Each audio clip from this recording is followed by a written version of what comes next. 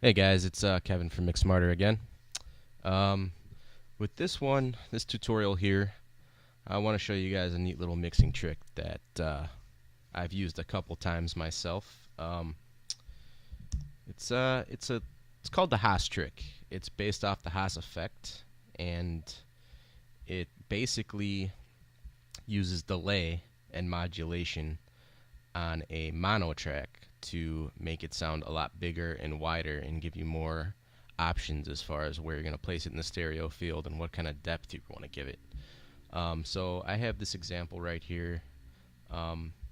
This is something I'm currently working on right now. I used one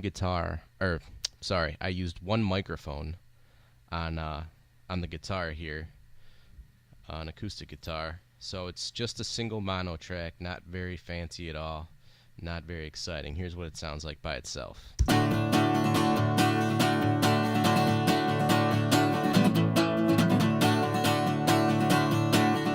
Okay, so there's really not much you can do. I mean, you can...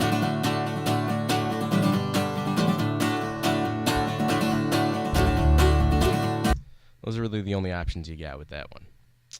I mean, inventive EQ and stuff like that might get you somewhere, but here's a neat little trick that I like to use to give some body and fullness to mono tracks like this. First of all, what you want to do, go to your track that you want to affect. Right-click it, duplicate it. Okay, it's up to you what you want to do here. I'll just leave them all checked for now. Hit OK, and you got your duplicate right here, directly next to it. So, next thing you want to do is you want to pan each of these hard left and hard right to give it a stereo effect. That one left, pan that one right, and here's the left channel.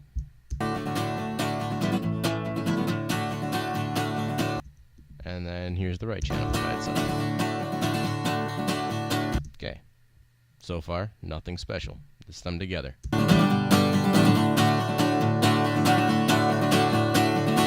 Still nothing special. Same sounding thing, just a little bit louder now.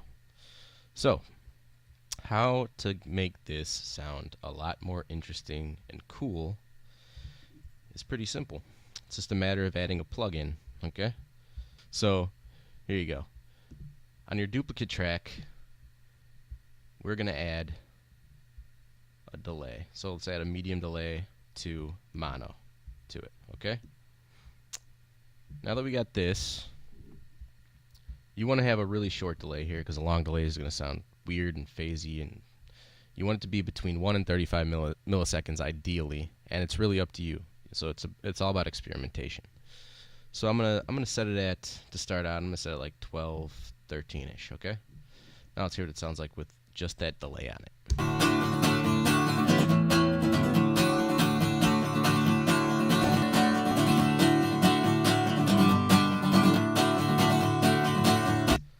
So with just the delay on it alone, you can hear it starting to develop into a wider image and just sounding more interesting in general. Okay.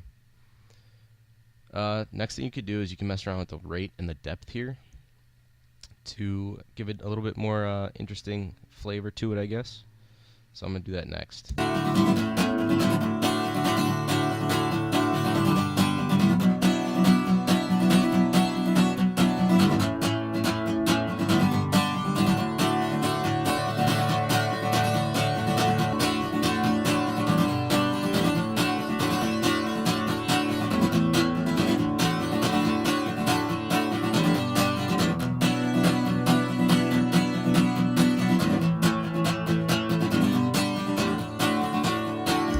Okay, so now you got like a weird, nice, cool, delayed, chorusy effect going on.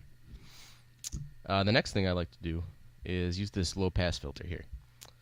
This will put a filter on your delayed channel, so it would give it not only a time domain difference with the delay, and an amplitude domain difference, which we can later mess around with down here in the faders, but you also get a frequency domain difference if you utilize this low-pass filter, which can also help. So as I turn down this low-pass filter, the delayed signal will be less and less bright, differentiating it that much more from the original.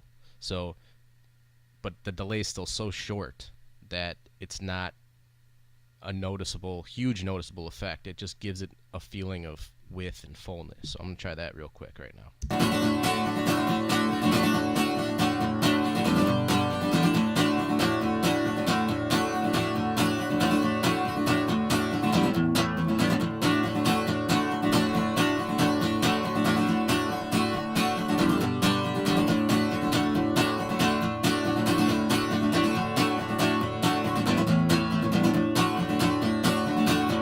Starting to sound better already. All right. So let's just take a look at it, or let's take a listen to it with the bypass. We'll bypass it and we'll bring it back and see how drastically it changed. That's with it.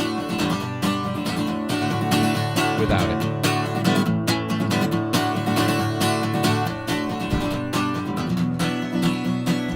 So yeah, sounds much more interesting than it did before. So we're accomplishing something here. So I'm going to close that. I'm happy with that for now. Now you can mess with the amplitude of each track.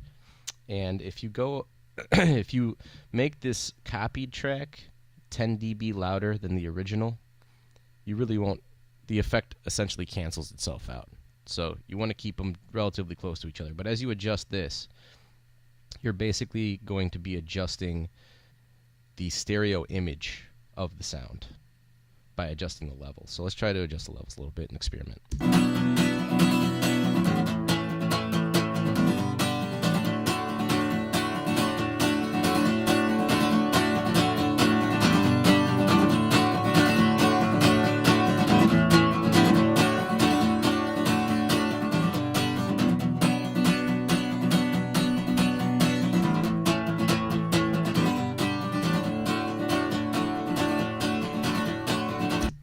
So that's that. So let's check this out real quick. This is what I did to it.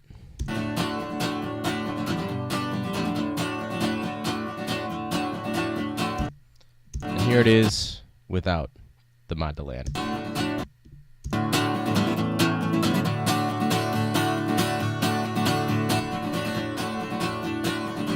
Much cooler in my opinion.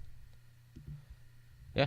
So that's what we did. I mean, we took that was quick too. We took that simple mono acoustic guitar track, duplicated it, added slight delay, and changed the amplitude a little bit on each one, adjusted it, experimented with it, and we made it sound way cooler. I mean, it was that easy. So we went from this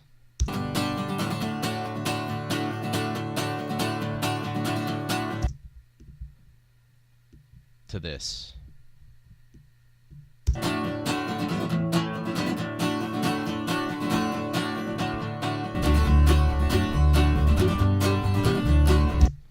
Yep, I love that trick. So it's just something you guys might be able to use. So thanks for watching, and I'll check you later.